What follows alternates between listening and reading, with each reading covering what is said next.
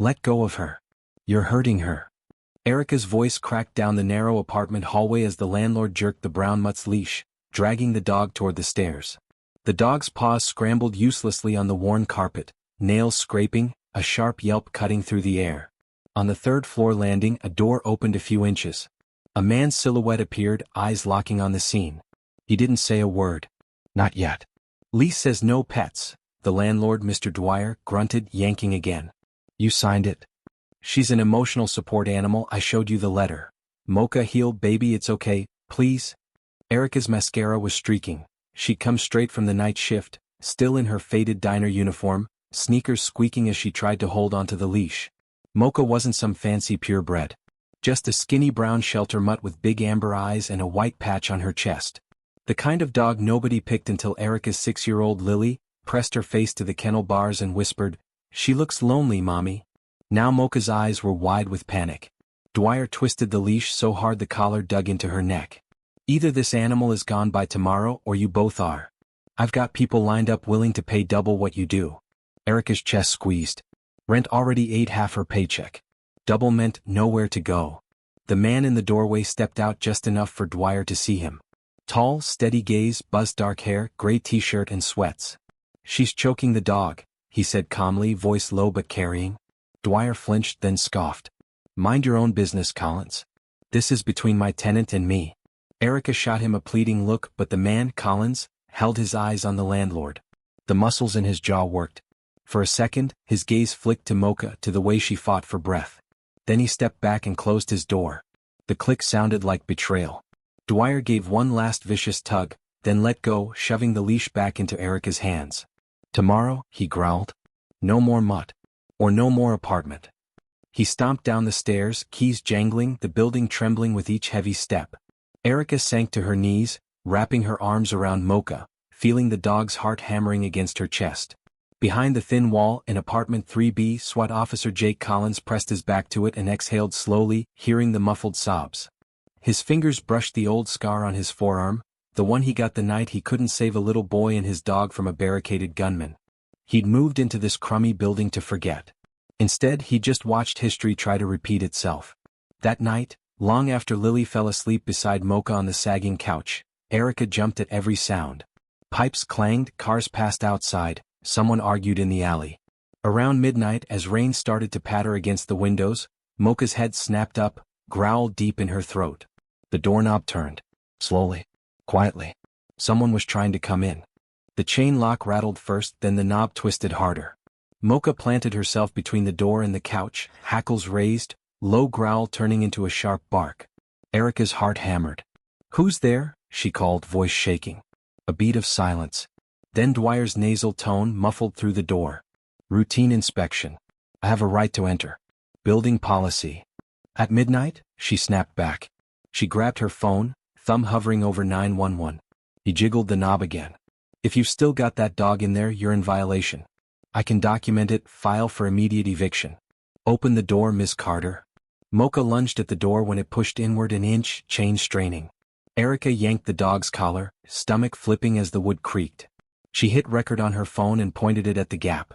"I did not authorize you to enter," she said louder. "I'm recording this." The door shoved again. The chain stretched, metal biting into the frame. Mocha barked frantically. "Fine," Dwyer muttered. "We'll do it the hard way." Before Erica could react, the pressure on the door suddenly released, and another voice cut through the hall. "Step away from the door, Mr. Dwyer." "Come." Firm. That same deep voice from earlier. Through the peephole, Erica saw him. Collins standing a few feet away in jeans and a black hoodie, arms folded over his chest. He wasn't big in a bodybuilder way, but something about how he held himself made the hallway feel smaller. Dwyer scoffed, but he did step back. "Told you to mind your business." "I am," Jake said. "You try forcing that door again, and every camera in this hallway, and there are more than you think, is going to make your lawyer very unhappy." Dwyer's eyes narrowed. "You threatening me?" "Just stating the law. Unlawful entry, harassment, possible retaliation against a tenant who requested a repair 3 times this month and still has a leaky ceiling in her kid's room." Erica blinked. "How did he know that?" Dwyer looked rattled now, sweat shining at his temples. "We'll let the paperwork handle it," he muttered, backing away. "Enjoy your dog while you can." His footsteps faded down the stairs. After a long moment, Jake spoke through the door, softer. "You okay in there?" Erica hesitated, then cracked it open, chain still on.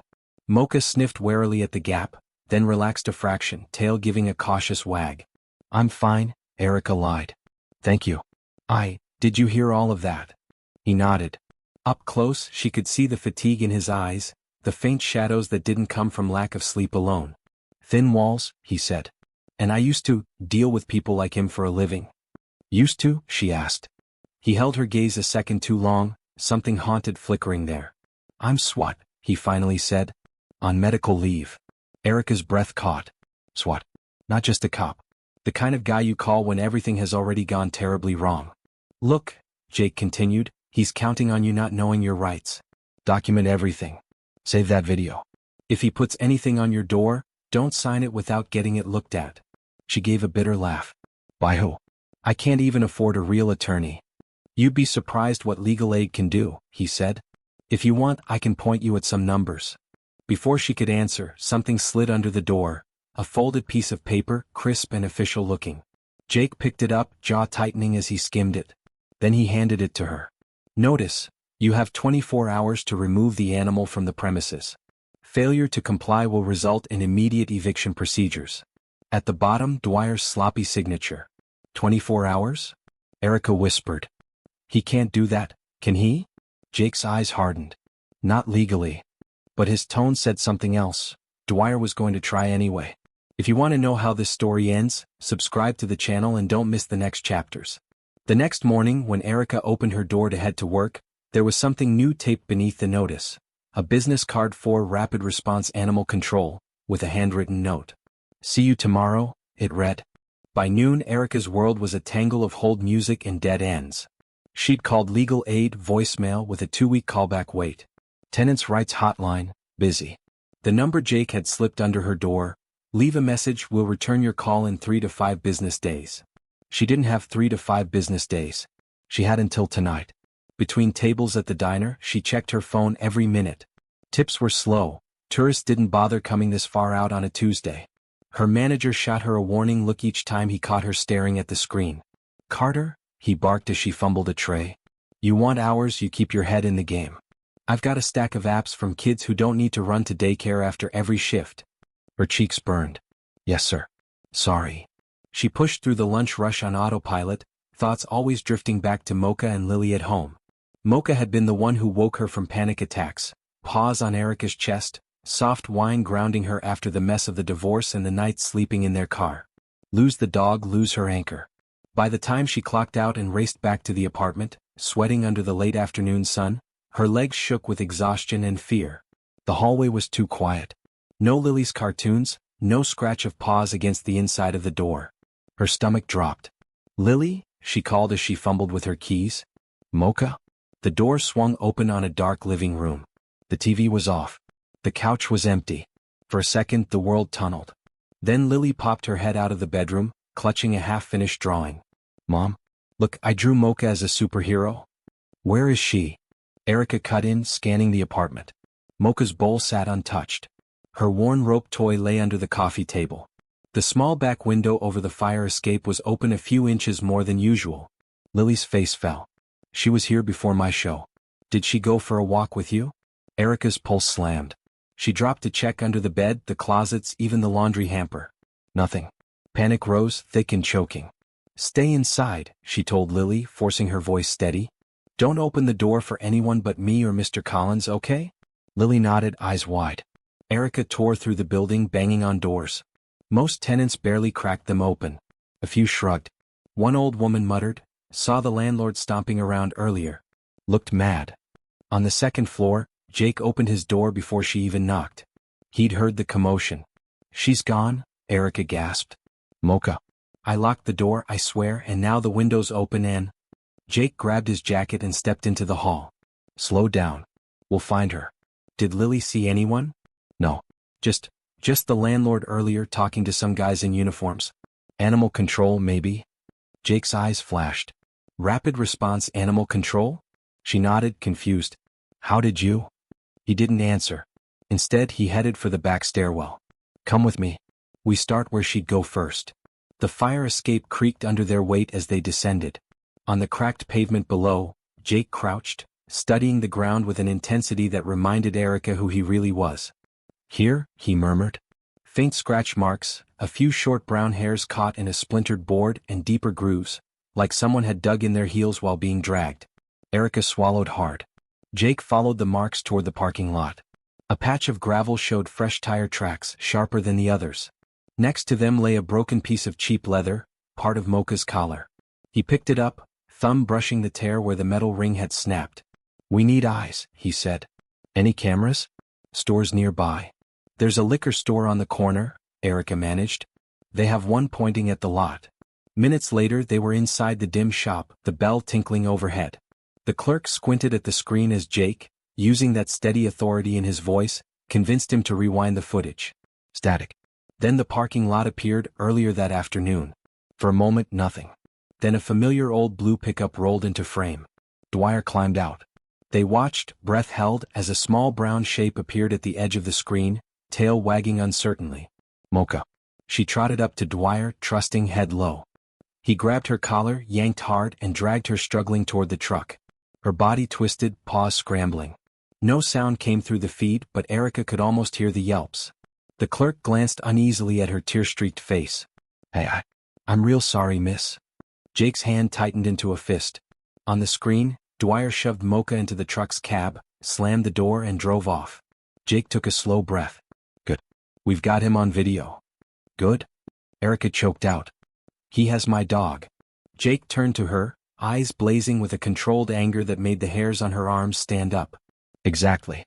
And now he's not just a bully landlord. He's a man who forcibly took your dog off private property." "Is that enough?" she whispered. "Enough for the police to do anything?" He hesitated. That tiny pause was answer enough. Before he could respond, Erica's phone buzzed. An unknown number. She answered with shaking fingers. "Hello?" There was no voice. Just a picture message coming through. When she opened it, her knees nearly gave out. It was Mocha. Chained in a dark, concrete room, eyes reflecting the camera flash. A battered metal door behind her. The chain was short enough that her front paw hung awkwardly against the wall. Under the photo, a single line of text appeared. "Sign the vacate form tonight, or she disappears forever." The liquor store's humming refrigerators and neon beer signs blurred behind Erica as she stared at the photo. Mocha's eyes, terrified, confused, cut straight through her. Jake took the phone from her gently, studying the image. His face shifted into something she recognized from the news. The focused mask operators wore breaching hostage scenes. "Concrete walls, exposed pipe up there," he murmured, zooming in. "Looks like a basement. That paint, off-white with gray trim. Familiar?" Erica forced her brain to work. Basement. The building had one, but tenants weren't allowed down there. Just Dwyer, disappearing through the locked door by the laundry room with his jangling keys and smug smile. "There's only one basement she's ever been near," Erica whispered. "Our buildings?" He said it was storage. Jake nodded once. "Then that's where we start." They walked back in tense silence, the weight of the decision pressing on Erica's shoulders. If she didn't sign, Mocha suffered. If she did, she and Lily were on the street. At the building's back entrance, Jake paused. "You mentioned rapid response animal control. That's not a city contractor. It's private. I ran into them on a call once. They tow pets out of complexes for landlords who don't like problems." Her stomach churned. "So he's done this before?" "Yeah," Jake said. "But this time he screwed up. He sent you proof." They passed the no tenant access door by the laundry room. A heavy padlock gleamed on it. Mocha's faint scent tickled Erica's nose, or maybe that was just desperate hope. Jake noted the lock, the hinges, the narrow gap at the bottom. "I can't force my way in there without a warrant," he said. "I'm off duty, and this is a civil property matter until we prove more." "She's my family," Erica said, voice breaking. "Doesn't that count?" "It should," he murmured. Back upstairs, a sharp knock sounded at Erica's door before they even reached it. Dwyer stood there in a polo shirt, holding a clipboard and a manila envelope. His fake smile dropped when he saw Jake. "Afternoon, Miss Carter," he said, ignoring him. "I heard your dog's gone missing. Shame animals wander when people aren't responsible owners." Erica's hands curled into fists. "Where is she?" He lifted the clipboard, tapping it. "What I have here is a voluntary vacate agreement.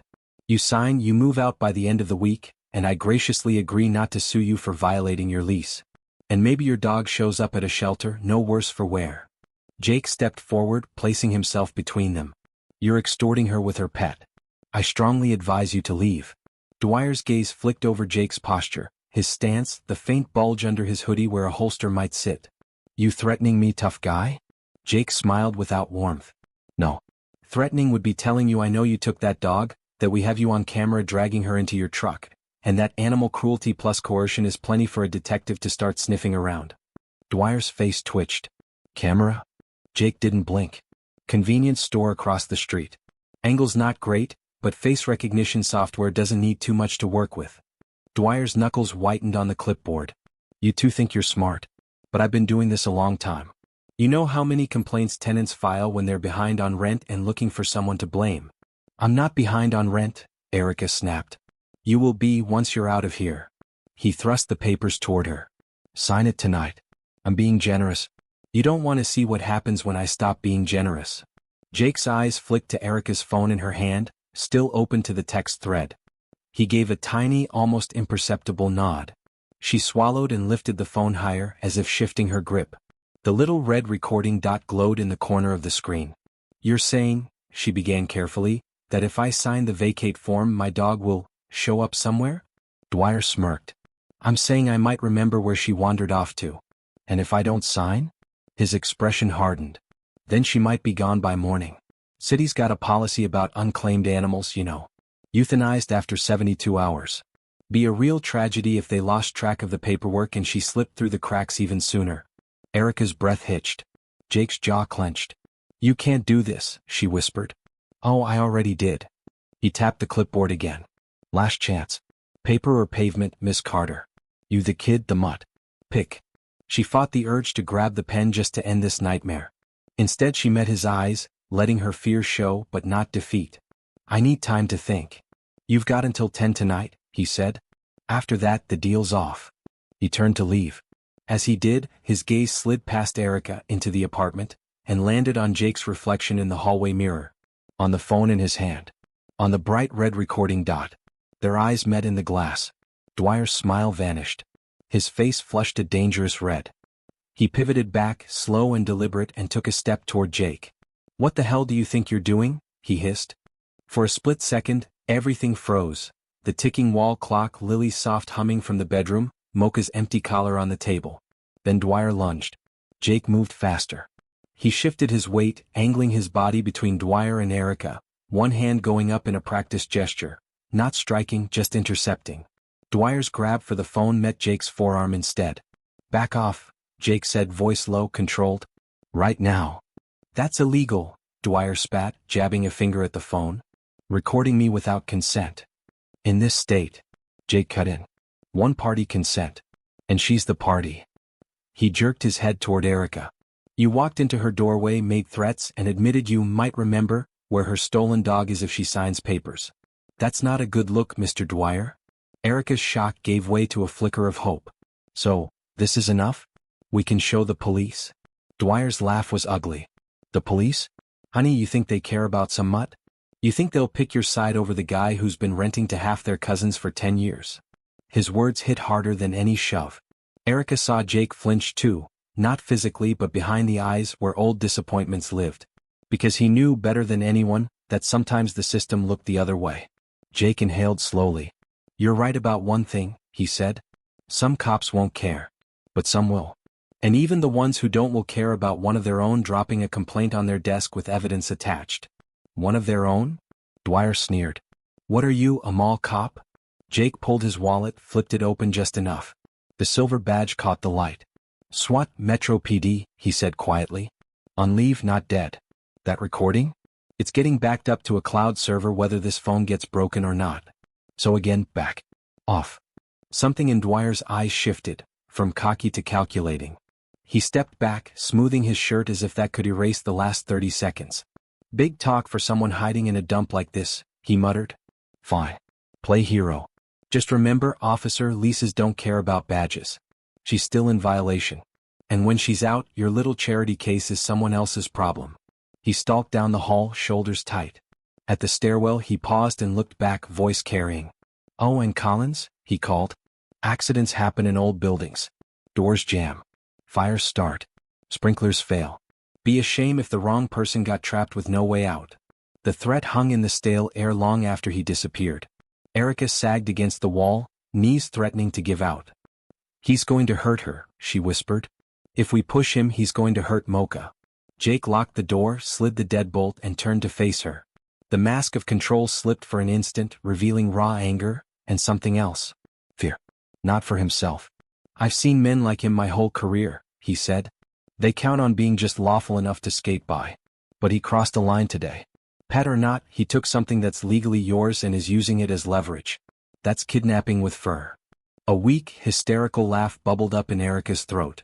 "Is that a legal term?" "Should be," he said. He moved to the table, pulling out a chair. "We use what we have. Video of him taking Mocha. Recording of his threats. We call it in, make it official. Once it's in the system, he can't quietly lose your dog without a lot of questions." "And if they still don't care?" she asked. "If they say it's civil like you said?" His gaze dropped to the scar on his forearm again, fingers tracing it unconsciously. "Then," he said quietly, "I do what I should have done a long time ago." She frowned. "What's that?" He met her eyes. "I stop waiting for someone else to fix things." He spread the photos and notes out on the table like a tactical map.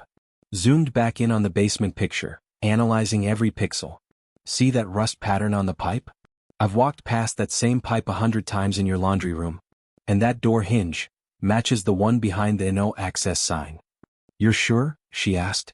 "Yeah," he said. He didn't even bother to move her. "He thinks nobody will dare go down there." Her pulse picked up. "Are you saying we sneak in?" "I'm saying we gather intel," he replied.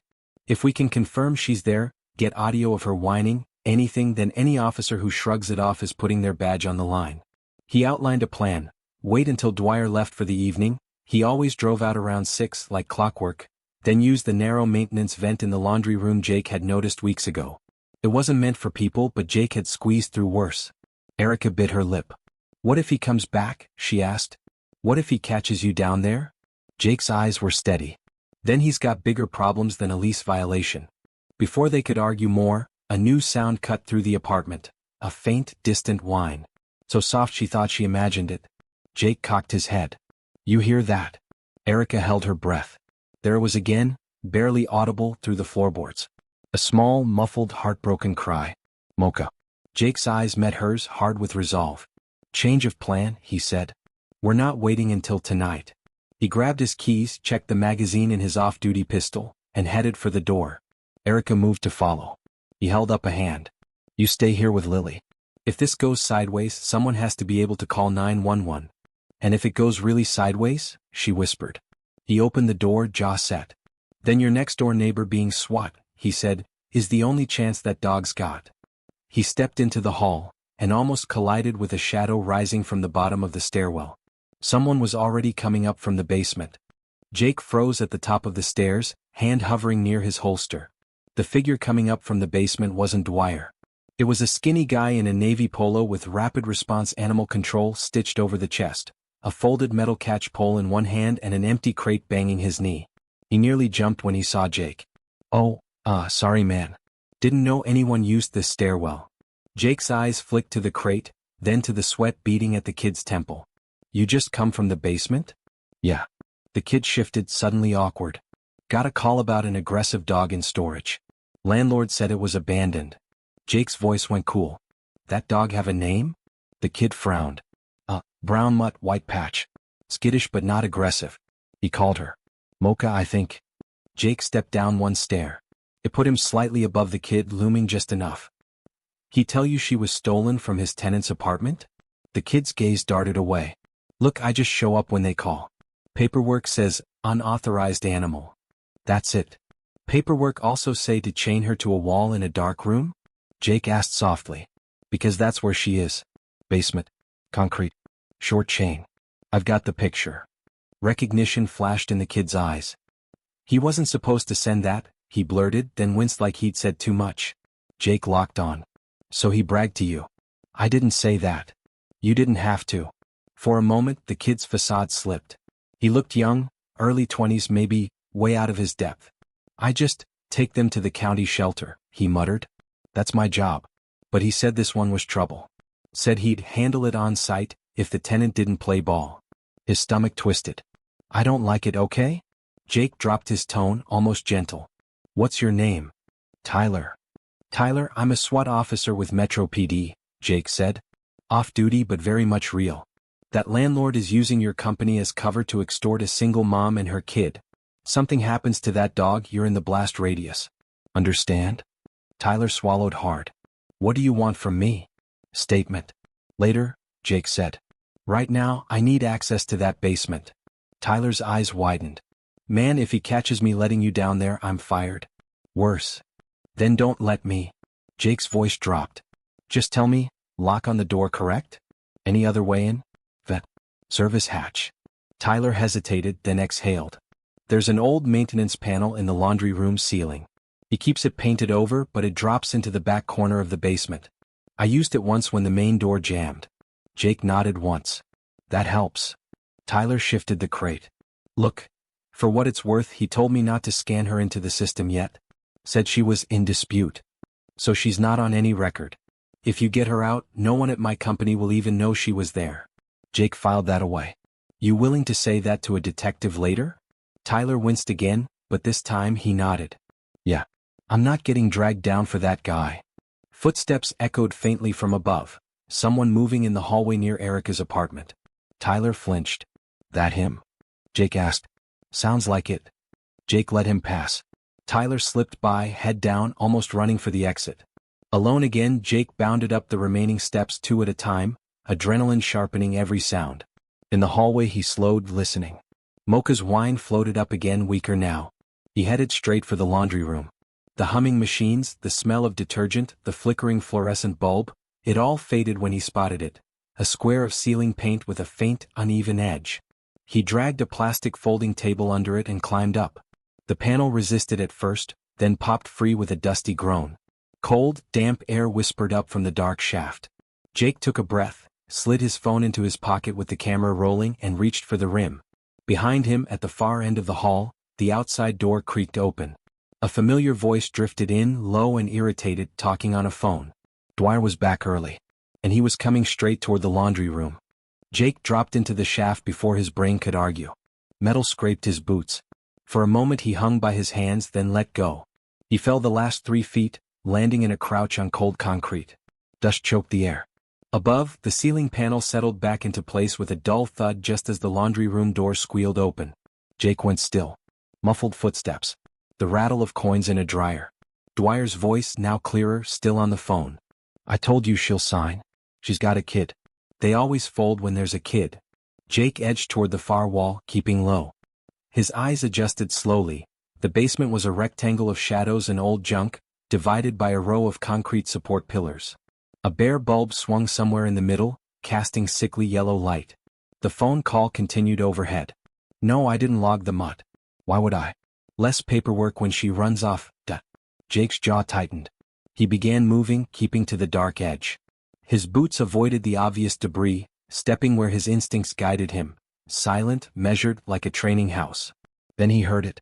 A soft, irregular clink of chain against metal. "Mocha," he whispered. The chain stopped. A small whine answered. Following the sound, he slipped around a pillar, and there she was. Mocha was smaller in the dim light, ribs showing more than he'd realized. The chain clipped to her collar stretched to a ring bolted into the wall, just short enough that she couldn't fully lie down. Her paws were dusty, eyes wet. When she saw him, her whole body trembled. She didn't bark. Just crawled as far as the chain allowed, tail thumping weakly against the floor. "Hey girl," Jake murmured, dropping to one knee. His throat tightened. "You picked the wrong building to get bullied in." Her tongue hid his fingers, frantic. He ran a hand over her head, scanning. No blood, no obvious injury. Just fear and restraint. Upstairs, Dwyer's voice moved closer. "Yeah, I'm in the laundry now.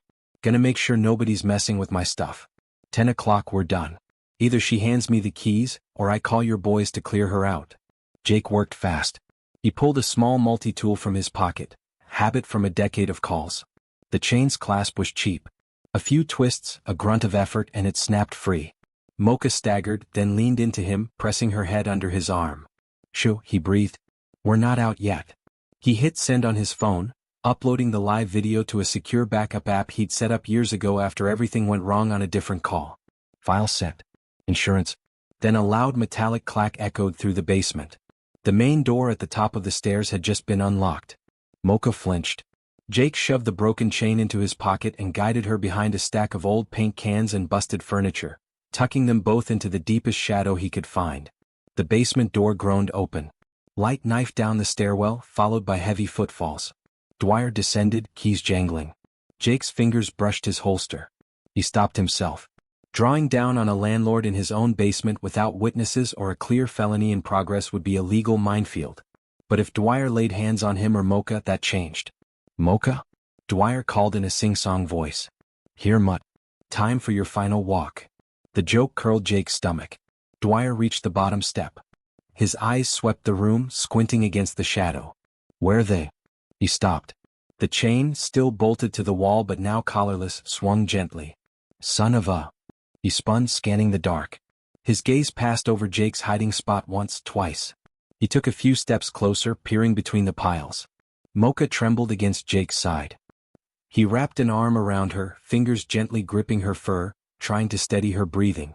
Dwyer kicked a box, sending it skittering. "You down here, officer? You think you can just break in, steal my property and walk out?" "Your property." Jake's nails bit his palms. Dwyer yanked a rusty pipe wrench off a shelf, gripping it like a club. "Come on out," he called. "I already warned you accidents happen in old buildings. Be a shame if a support beam failed while some hero played in my basement." He moved toward the center of the room, under the single bare bulb. As he passed, he reached up and yanked the pull string. Darkness slammed down. Mocha whimpered. Jake's vision vanished. But his hearing sharpened. The scrape of Dwyer's boots, the faint rattle of tools, the slow swing of the now extinguished bulb. Then a new sound hissed to life, a gas burner clicking, then catching with a whoosh.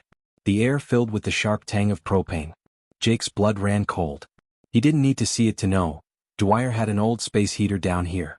Probably half broken. Probably way too close to stacks of paint thinner and dry cardboard. "You want to play in the dark?" Dwyer's voice was a low growl now.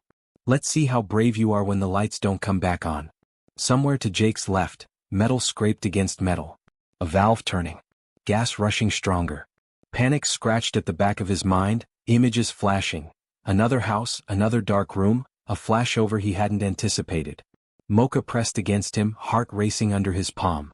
Upstairs, faintly, the building's old smoke detector chirped once. Jake tightened his grip on her collar, heart pounding. He was no longer just fighting a bully landlord. He was sitting in a potential bomb with a terrified dog in one narrow way out. And above them, completely unaware, Erica and Lily lived in a building full of leaking pipes and dry wood. The first tendril of smoke coiled past Jake's face like a warning finger. It wasn't thick yet, more a ghost of burnt dust and old paint, but his lungs recognized it before his brain fully did. That acrid, stale odor that said something hot was touching something it shouldn't. Mocha sneezed, then coughed, pawing at her nose. In the darkness, Dwyer's laughter echoed low. "You smell that, hero? That's old wiring and bad insulation. Place is a tinderbox. You want to make this official, call your buddies? Go ahead. By the time they sort jurisdiction, this whole dump will be one big cautionary tale." Jake forced his breathing calm, counting silently. The gas hiss had slowed. Dwyer must have turned the valve back some. Not enough to stop the danger, just enough to make it slow. He's not trying to blow it immediately, Jake realized. He wants fear. Time to walk away and say it was an accident. Problem with fires, Jake said into the dark, voice steady, is they're hard to control. They go where they want. You sure you'll be outside when this accident gets going? Safer than you, Dwyer shot back. A metallic clank, then footsteps retreating toward the stairs. Another door sound, the unmistakable click of a deadbolt sliding home from the outside. He was sealing them in. Jake waited 5 long heartbeats, listening. The footsteps faded. A door upstairs slammed. Silence, except for the low hum of the heater and the distant groan of old pipes. He slid his phone out, thumbed on the flashlight. A narrow cone of light cut through the murk, revealing the glowing red face of an ancient space heater, one corner already touching a sagging cardboard box. "Of course," he muttered. He shoved the box away with his boot, heart sending it skidding. A dark scorch mark already stained its side. He swept the light around. Shelves of paint cans, oily rags, old furniture, everything a firefighter's nightmare. He recorded it in a slow, steady arc. Basement, Ridgeview Apartments, he said aloud for the mic, space heater unsecured, combustible materials within inches. Gas smell present. Landlord locked exit from outside. Evidence. If he made it out. He killed the light before the smoke thickened too much. Come on, girl, he whispered, tugging Mocha gently. We're not dying in some slumlord's insurance scam. He felt his way along the wall, counting steps. In training houses they taught you to map blind. Right hand on wall, left sweeping low. He moved that way now, Mocha's collar in his grip, her body glued to his leg. Above them, almost directly overhead, a faint thump sounded. Then another. Kids running? No, too heavy. Furniture being dragged. Erica. She'd smell the smoke soon. If she hadn't already. Upstairs, Erica's nose wrinkled as she pulled Lily's pajamas from the drawer. Mom? Lily asked, pausing mid-coloring. What's that smell? Erica sniffed. Burnt dust, like when the old heater kicked on after months. Except the heater wasn't on. Her stomach dropped. She ran to the kitchen, checked the stove, off. The outlets, fine. She put her hand to the floor. Warm. Too warm. Oh God, she whispered. She cracked the hallway door. A faint haze floated under the ceiling, barely visible in the dim light. The smoke detector stayed stubbornly silent, too old or broken to care. Lily, put on your shoes, Erica said, trying to keep her voice calm. We're going to step outside for a minute, okay? Is it a fire? Lily's eyes were huge. I'm just being careful. She grabbed her phone and Jake's card from the counter, heart hammering. As she stepped into the hall, an elderly neighbor opened his door, coughing. You smell that too? He rasped. Yeah, she said. We need to get everyone out. She sprinted down the hall, pounding on doors. Fire. Everybody out. Bring your phones, not your stuff. As she reached Jake's door, she banged hard. Collins? Jake. Are you in there? No answer. Her blood went ice cold. She looked at the floor again, then toward the far end of the hall where the laundry room door sat half open. The warmth seemed strongest that way. Stay by the stairs, she told Lily, who's clutching Mocha's superhero drawing to her chest like a shield. Do not move. If you see Mr. Collins, you grab his hand and go outside, got it? Lily nodded, tears gathering. Erica ran for the laundry room. Below, the smoke thickened, a gray veil in Jake's lungs. He pulled his t-shirt up over his nose on instinct, even knowing it did almost nothing. He found the staircase by touch and confirmed what he already suspected. The handle wouldn't budge. Metal on metal rattling told him Dwyer had thrown the bolt hard. He yanked once more. Nothing. Mocha coughed, pressing against his leg. Okay, he muttered. Backup plan. He turned away from the door, eyes burning, and aimed for the far corner, where Tyler had said the maintenance panel dropped. If it opened one way, it had to open the other. He tracked along the wall, counting breaths, until his hand hit cold metal overhead. A square frame loose at one edge. He jumped, grabbed it, and pulled. For a moment it didn't move. Then, from above, something thumped the panel. Jake. Erica's voice, muffled but unmistakable. Jake, are you down there? He exhaled in relief so sharp it almost made him dizzy. Yeah, he shouted back, voice hoarse. Get this panel open and get everyone out. Call 911. And whatever you do, do not let Dwyer leave. What about you? She yelled. Smoke clawed at his throat. Mocha wheezed beside him. He glanced back at the glowing heater, the creeping haze. Me and Mocha, he called, are finding our own exit. Because even if he and the dog made it up, he knew what men like Dwyer did when they felt the walls closing in. They ran. Or they grabbed the nearest leverage. And right now, Dwyer's best leverage wasn't a chained dog in a basement. It was a 6-year-old with big eyes and a superhero drawing, standing by the stairwell, right where Erica had told her to wait. The alley door banged open, and Dwyer burst out into the fading evening light, wild-eyed and sweating. Sirens wailed faintly in the distance now. Someone had called it in. Shadows of tenants gathered on the sidewalk, coughing, clutching phones and purses, and pets jammed into carriers. A thin thread of smoke seeped from the building's eaves. Everybody stay calm. Dwyer shouted, trying for authority and landing on shrill. It's a minor electrical thing. I've got it under control. You told me the alarms didn't work. An old woman snapped, waving her inhaler. We could have died. He ignored her, scanning the crowd. There, near the base of the stairs, Lily, gripping the rail with one hand and her drawing with the other, eyes searching for her mom.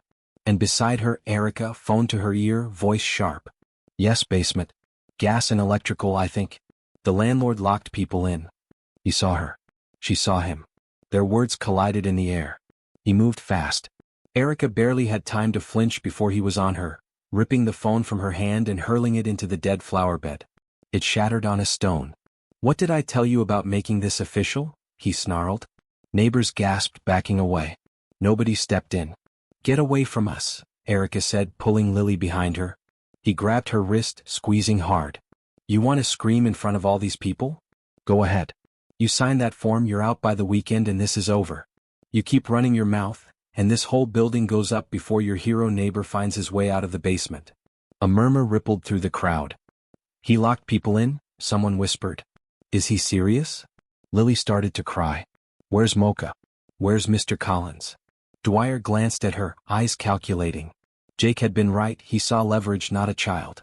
His grip shifted from Erica to Lily's elbow. Come here, kiddo, he said in a falsely soothing tone.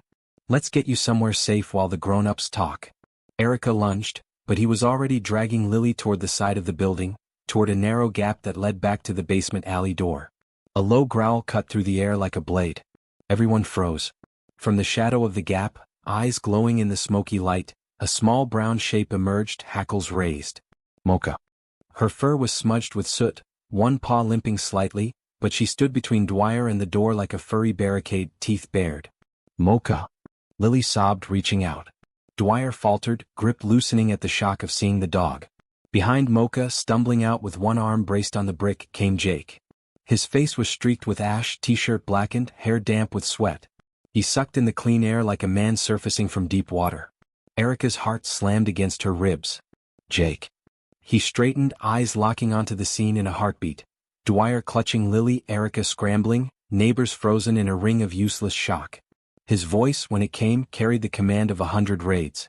Dwyer, he barked. Let her go. For the first time, true fear flickered in the landlord's eyes. Not because of the badge Jake's was buried under soot, but because of the man wearing it. Something hard and unshakable stood there, with a smoke-dark dog at his side and a building full of witnesses behind him. This is my property, Dwyer tried, shifting Lily in front of him like a shield. You don't give orders here. Jake took a step forward, hands open, showing empty palms. You crossed that line when you locked me in your basement and lit the match. Sirens grew louder, rounding the corner. Red and blue flickers painted the scene. Dwyer's gaze darted to the approaching fire truck, then back to Jake. Panic tightened his features. In that split second he made a choice. He yanked Lily closer, arm locking across her chest, and started backing toward the alley door. This ends when I say it ends, he shouted, voice cracking. You take one more step, I swear.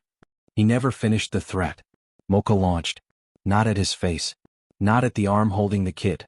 Jake saw the target in the split-second arc of her leap, the wrist holding Lily's elbow. Her teeth closed around fabric and skin, not deep, not savage, but sharp enough to shock. Dwyer howled and instinctively let go. Lily dropped, scrambling on hands and knees toward Erica. Mocha landed, positioned herself between them and Dwyer, growling so low the pavement seemed to vibrate. Jake moved. Years of entry training fired like muscle memory. 2 strides, a pivot, one arm hooking Dwyer's injured wrist, the other sweeping his legs. In a blink, the landlord was face down on the concrete, Jake's knee pinning his spine. Don't move, Jake said, voice flat. Dwyer spat, tried to buck. Jake shifted, applying just enough pressure to freeze him. You can't, Dwyer gasped. You're on leave. Citizens can still detain a man threatening a child in front of a dozen witnesses, Jake said. Badge or not. He looked up as the first patrol car screeched to a stop, lights strobing. 2 uniformed officers ran over. One hesitated seeing Jake's hold, then squinted, recognition dawning. Collins? What the hell did you walk into? Long story, Jake said. Short version. This man stole her dog, locked me in a basement, possibly tried to start a fire, and just grabbed a child as leverage to stop us calling you. Cameras at the liquor store and her phone will back it up. So will that guy. He jerked his chin toward the sidewalk where Tyler hovered, pale, rapid response polo stark in the flashing lights. All eyes turned to Tyler. He swallowed, then stepped forward. He told me not to log the dog, Tyler said, voice shaking but clear. Said he'd handle it, off the books. Said if the tenant didn't sign his papers, the dog would disappear. The older officer exhaled slowly. Okay then. He snapped cuffs on Dwyer's wrists, reading him his rights as more fire crew poured into the building. As they hauled him up, Dwyer twisted to glare at Erica. You think this changes anything? He spat. You're still broke. Still one rent check away from the street. Guys like me own your world. Erica opened her mouth, rage trembling on her tongue. Jake beat her to it. Maybe, he said. But tonight, a broke single mom, a 6-year-old, a mutt from a shelter and a half-burned SWAT cop just took you down in your own parking lot. He glanced at Lily who clung to Mocha's neck, tear streaks on her cheeks. And something tells me, he added softly, this kid's growing up knowing guys like you don't always win. Dwyer was shoved into the back of the squad car, ranting until the door slammed. Silence fell, broken only by the crackle of radios and the hiss of hoses. Erica sank to her knees, wrapping her arms around Lily and Mocha, pulling them close. Mocha whined softly and licked her face, her tail thumping despite the chaos. Jake watched them, chest tight with something that felt like both relief and ache. The last time he'd walked out of a burning building, there'd been a body bag and a covered little form he could never forget. Tonight there was a crying kid, a trembling dog and a mom who refused to let go. It wasn't perfect justice. But it was something. Behind him, an officer cleared his throat. Collins, you're gonna need to give a statement. And maybe, see someone about that smoke inhalation. Jake coughed, finally noticing the burn in his lungs. Yeah, he rasped. Get in line. He took a step toward the paramedics, then felt a small hand tug his sleeve. Lily looked up at him, eyes huge. You saved Mocha, she whispered. Mocha nudged his leg as if agreeing. Jake swallowed. Nah, he said.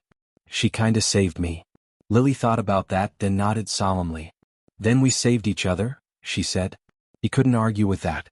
What he didn't see, as the fire truck lights painted them all red and blue, was the figure watching from a distance across the street. A woman in a worn blazer, legal pad under her arm, eyes sharp.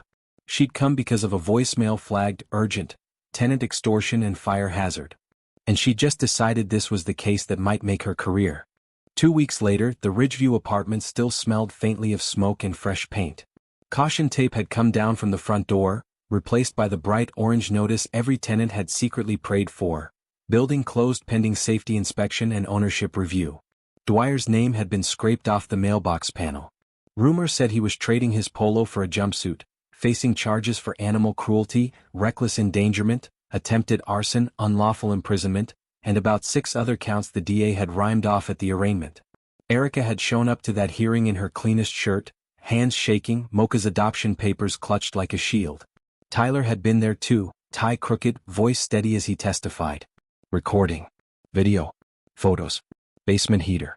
Threats. For once, the truth had more receipts than the lie. In the meantime, a tenants' rights nonprofit, tip courtesy of that woman in the blazer, now formally, Alicia Morales ESQ, had arranged temporary housing for everyone displaced.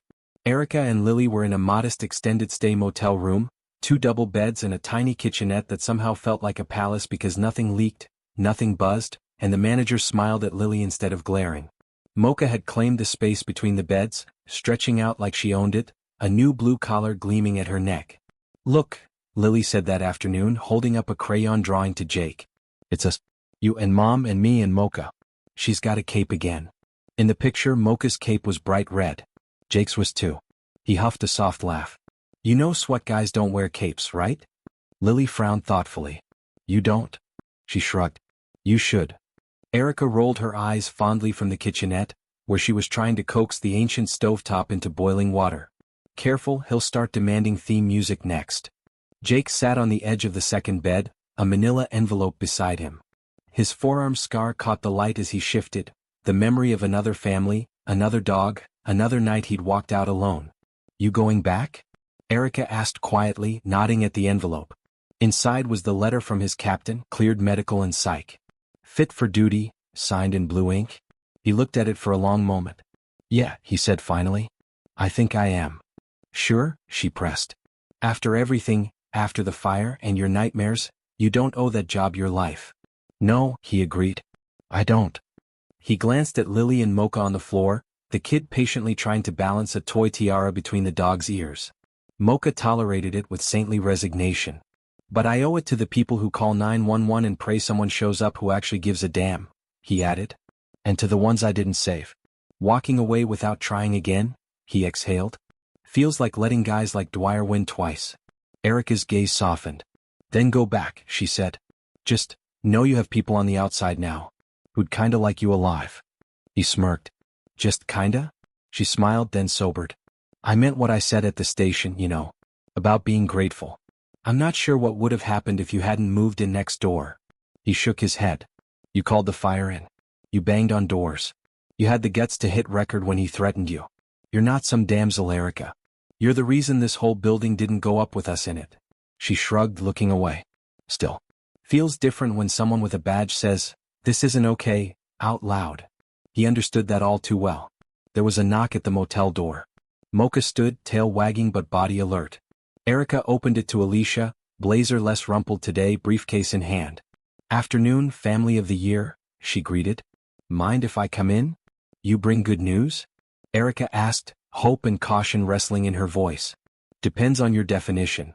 Alicia dropped into a chair. The city's condemning Ridgeview unless serious repairs are made. Best case, new owner comes in, does it right, and you all get first dibs. Worst case, it's knocked down and turned into yet another luxury shoebox. Erica's shoulders slumped. So, no going home. Alicia shook her head. Sometimes, home is the place that almost burned you alive. Not sure that's worth mourning. Fair, Erica admitted. But, Alicia added, flipping open her folder, between the retaliatory eviction, the unsafe conditions, and the small matter of near manslaughter, there's a civil suit brewing. Group 1 for all tenants. Group 2 for you in particular, Miss Carter. Including damages for the emotional distress tied to the dog and your child. Erica blinked. Damages? Like money? Like maybe, finally, a safety net, Alicia said. We're not talking lottery. But enough to get you out from under the perpetual, one paycheck from disaster, thing. If we win, that is. No guarantees. Lily perked up.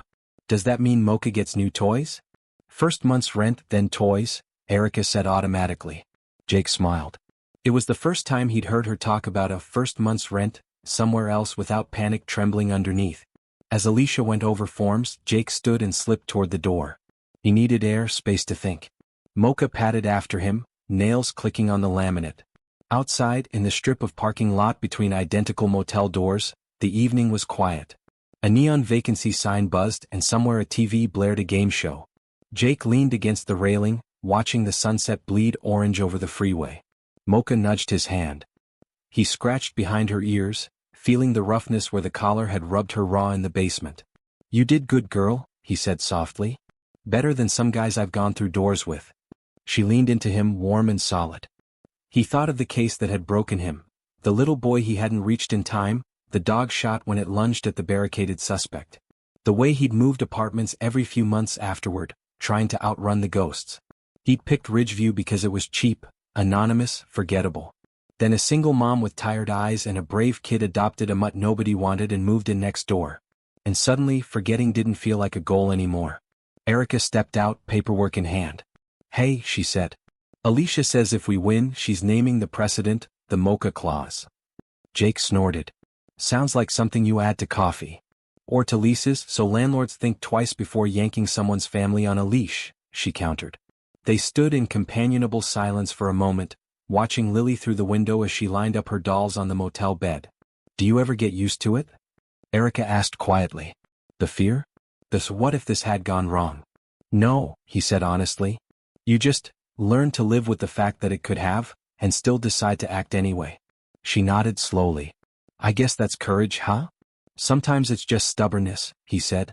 Refusing to let people like Dwyer write the ending. Mocha huffed as if agreeing. Erica smiled, then looked at him seriously. For what it's worth, you helped rewrite mine. He met her eyes. You helped rewrite mine too. Inside, Lily pressed her face to the window and waved. Mocha bolted back in, tail wagging, tugged by the gravity of a child who had already drawn her in a cape twice. Jake lingered a moment longer, feeling the scar on his arm like a line between past and present. He couldn't save everyone. But this time he'd saved a dog, a kid, a mom, and an entire building from a quiet disaster. Sometimes that had to be enough. He turned back toward the motel room, toward the noise and the cheap lights and the small, stubborn slice of hope inside. Because justice, he was realizing, didn't always look like a gavel in a courtroom. Sometimes it looked like a brown rescue mutt sleeping between two beds in a motel, snoring softly while a single mom filled out forms that might finally tilt the scales in her favor. And sometimes, it looked like a neighbor who stopped pretending not to hear the crying through the wall. And you, what would you do if you saw a neighbor's pet or family being treated like this right in front of you? Would you step in or walk away?